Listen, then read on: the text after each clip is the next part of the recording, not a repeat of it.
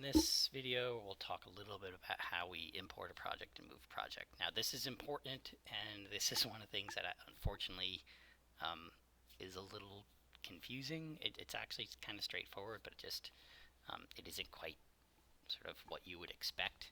I'd sort of expect if I look over here and see sort of file, I can just save as and put this somewhere different, and then put it on the thumb drive, take it with me.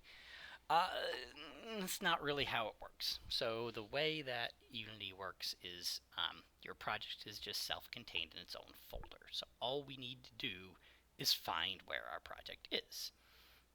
So the easiest way to do that is just remember where we made it. Now we may be able to get there. Let's see. I'm actually kind of curious. Let's see if you look at project settings to say where we are. I don't actually know if there's a way to get there. Here we go. Show and explore, maybe?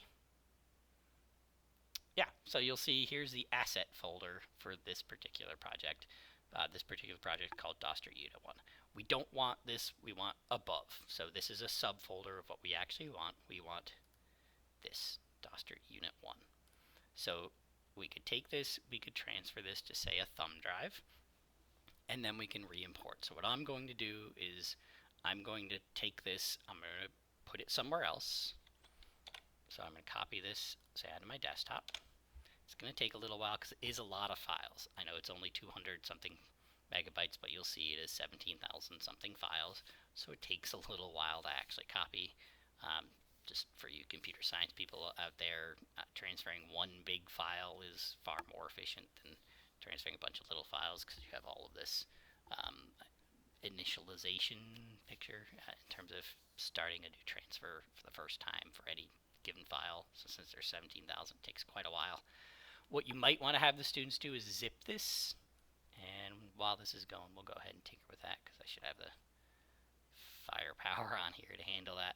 So what you might want to have them do is right click here and zip on it, zip it. They may not have something called 7-zip. This is sort of something that's downloaded on my computer, but all Windows should have a send to.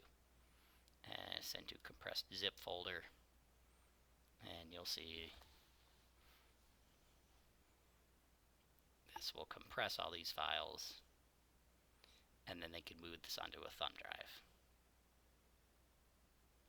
Now, in order to get it back, they will uncompress it and then load it back in.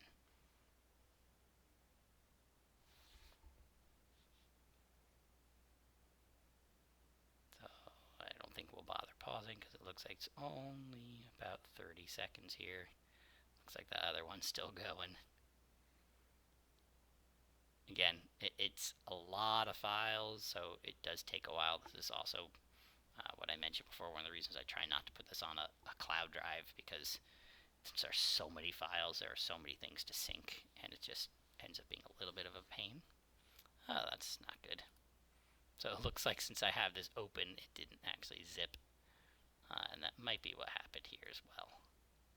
So let me go ahead and close the project, and let's try that again. So this is what we just had open, and let's go ahead and try again. So I think that's probably okay to skip. But hey, we'll find out, won't we?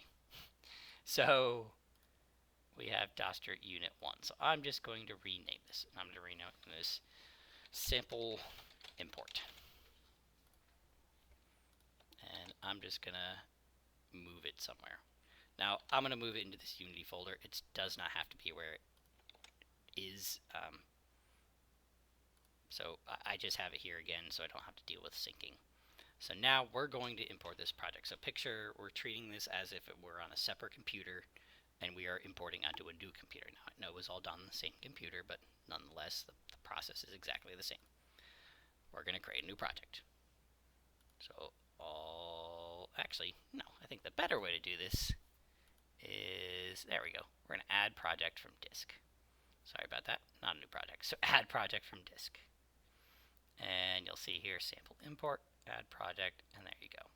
Sample import. Now it may take a little while. Let's see if it actually, everything actually worked. So we got that little bit of an error. And this may take a moment, so let me pause.